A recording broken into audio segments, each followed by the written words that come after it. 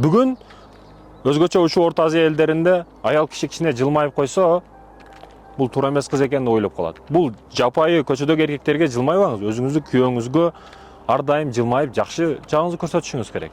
А биздикилер кээ бирлер тескери да, күйөөсүнө ушундай былтыйып 24 саат мындай турат, характер, каштар ушундай кирип кеткен, көздөр чыгып кеткен деп мына ушундай жүрөт. А көчөдөгү ушундай да, колдуучу мамиле, назиктик, атайын голосу да радиодогу иштеген аялдардыкынан да назик кылып чыгарып, эркек тартуу да. А өзүнүкүнөчү. Неге кадырлабай сыйлабайт? Эркек ар дайым алдында да.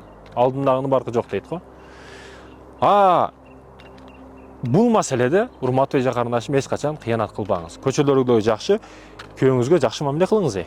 Эң биринчи жылмай, ошол сиздин назиктик, аялдык энергияңыз күйөөңүзгө болуш керек, башкаларга эмес. Күйөөңүзгө эч качан былтыйбаңыз. Жылмаюу сиздин 50% сулууңуз болсо, 50% сулууга сулуу кошо турган бул жылмаюу болуп эсептелет. Колдон келишинче күйөөңүзгө жылмайып жакшы мамиле кылыңыз. Эч качан былтыйбаңыз, болбогон нерсеге тарынбаңыз.